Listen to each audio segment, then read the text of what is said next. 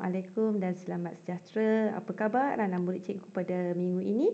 Cikgu harapkan semuanya sihat-sihat dan sentiasa bersemangat dan bersedia belajar walaupun kita hanya belajar dari rumah. Okey, pada minggu ini cikgu akan menceritakan tentang seni catatan yang terkandung dalam sukatan pelajaran Pendidikan Seni Visual tingkatan 3. Perkembangan seni catatan tanah air dari dekad ke dekad memperlihatkan kepelbagaian dari aspek media dan teknik serta aliran hasil karya pelukis tempatan. Jika seni moden barat berkembang melalui seni arca, fresko dan catatan, pertubuhan seni lukis di Malaysia pula berkembang melalui penerokaan ke arah melahirkan karya seni catatan dengan identiti kebangsaan. Karya-karya seni yang dihasilkan sepanjang era tersebut turut menampilkan pelbagai gaya seiring dengan peralihan masa. Okey, sebelum membuat sesuatu karya atau menghasilkan sesuatu karya catatan, kamu mestilah mengetahui media seni catatan terlebih dahulu. Contohnya, cat minyak, cat gouache, cat tempera, fresko, cat akrilik, cat poster, palette, berus, pisau palit dan juga cat air.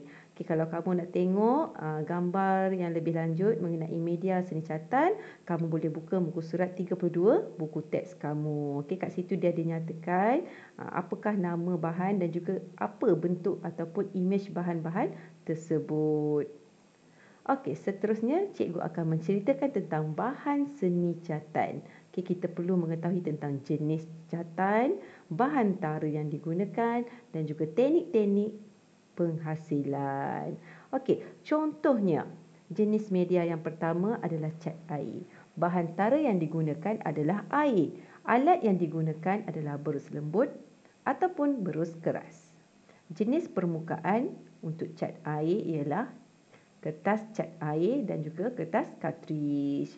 Dan terdapat banyak ataupun pelbagai jenis teknik untuk menghasilkan cat air. Contohnya, teknik basah atas basah, basah atas kering, kering atas kering dan juga kering atas basah. Jadi apakah ciri-ciri jenis media cat air ini? Ciri-cirinya ialah lut sinar dan juga legap apabila teknik sapuan berlapis. Okey, jom kita kenali jenis media yang kedua iaitu cat poster. Cat poster menggunakan bahan tara air.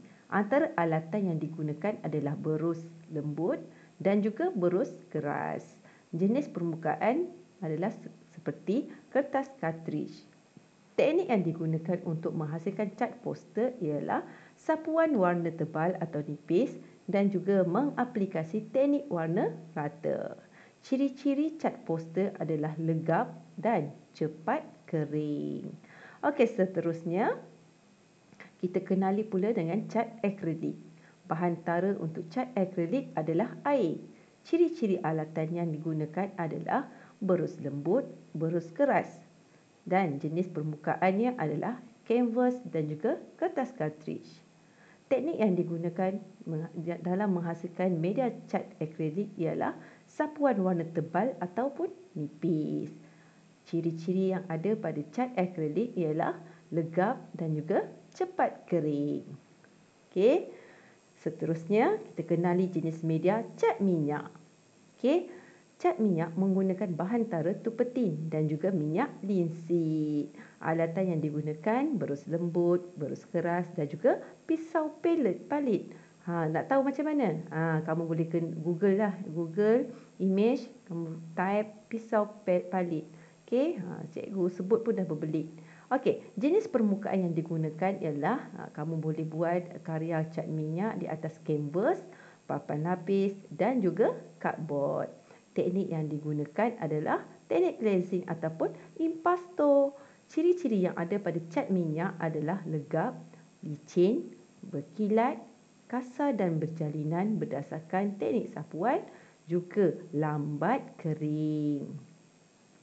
Baik, jenis media yang berikutnya adalah cat gouache iaitu menggunakan bahan tara air. Alat yang digunakan adalah berus lembut dan berus keras. Jenis permukaan yang digunakan adalah kertas cartridge. Teknik yang boleh digunakan adalah sapuan warna tebal ataupun nipis dan mempunyai ciri-ciri legap dan juga lambat kering. Sama je dengan cat minyak tu tadi. Okey, cat yang seterusnya adalah cat tempera. Bahan tara yang digunakan adalah air dan peralatan yang digunakan adalah berus lembut. Jenis permukaan untuk cat tempera adalah kertas cartridge.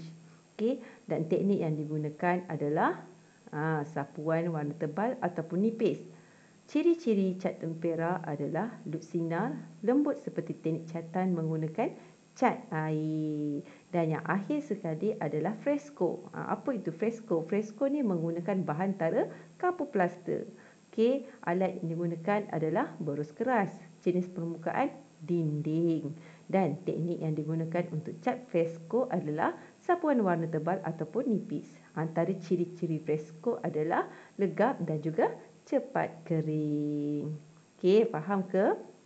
So, seterusnya kita akan pelajari tentang kita akan pelajari tentang teknik penghasilan catan.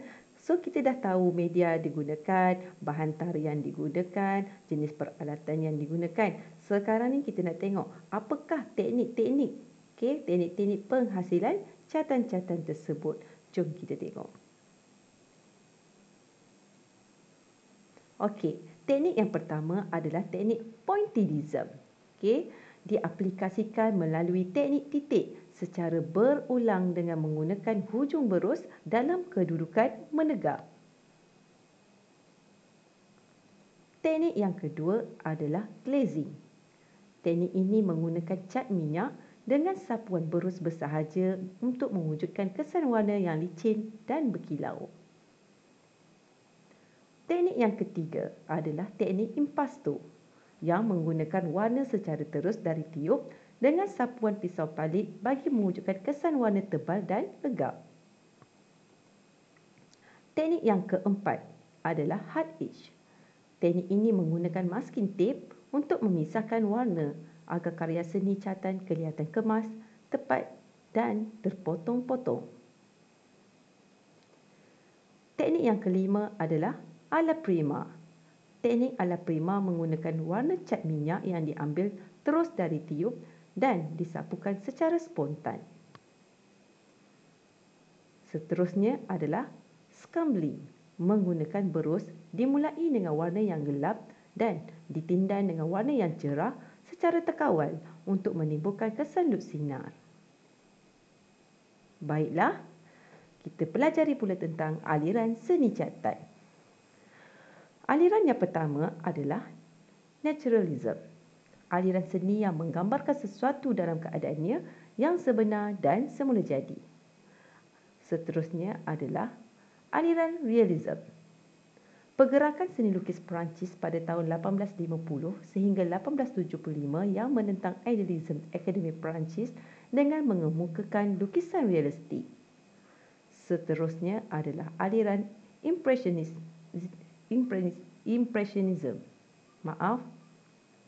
Style lukisan cat di Perancis pada tahun 1870-an yang mengutamakan kesan suasana atmosfera. Seterusnya adalah aliran Cubism, iaitu style separuh abstrak awal pada abad ke-20 yang mengutamakan bentuk-bentuk geometri yang bersatah. Kemudian aliran yang seterusnya adalah Surrealism.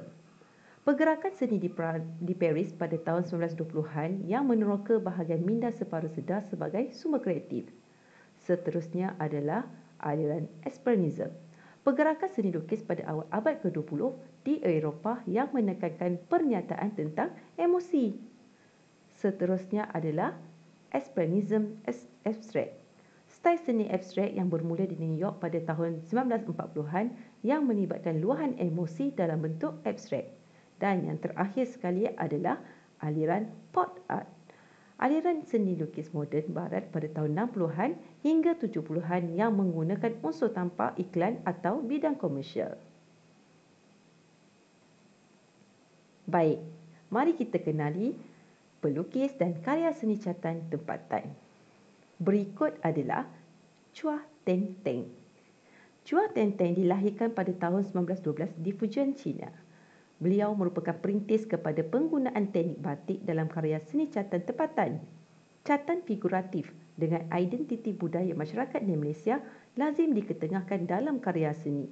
Contoh karya beliau adalah Malaysian Life pada tahun 1968, material batik 182/899.16 cm.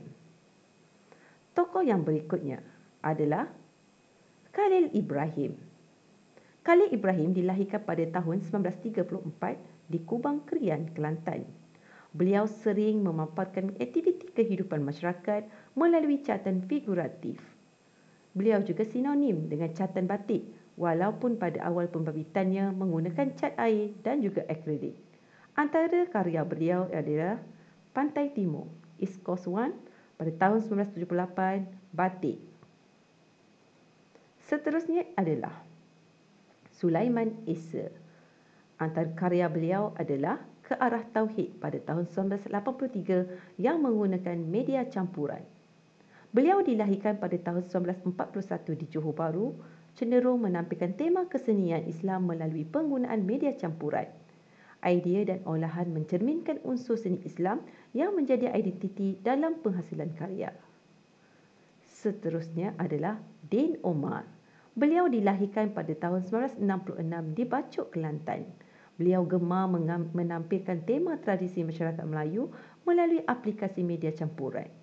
Beliau juga sinonim dengan subjek kajian terkait budaya pemakanan dan objek khazanah warisan. Antara karya beliau ialah Antara Dua Hidangan pada tahun 1991 yang menggunakan media campuran. Dan seterusnya, Rohaizat Syari. Beliau dilahirkan pada tahun 1969 di Citra, Kedah. Beliau sering menyerlahkan subjek alam pemandangan tempatan dan kemasyarakatan. Basikal tua dan skuter Vespa menjadi inspirasi subjek kajian pilihan. Contoh karya beliau ialah Seusia pada tahun 2013 yang menggunakan media cat air. Baiklah, setelah kamu mengetahui tentang sejarah, aliran dan juga tokoh dalam seni catan, kamu perlu lengkapkan latihan sumatif pada muka surat 41 dalam buku teks kamu. Salin dan lengkapkan soalan berikut dalam buku latihan pendidikan seni visual. Baiklah, sekian PDPC kita pada hari ini. Semoga kita akan berjumpa lagi pada PDPC akan datang dan jaga diri, jaga kesihatan. Semoga kita berjumpa lagi dan bye. Assalamualaikum.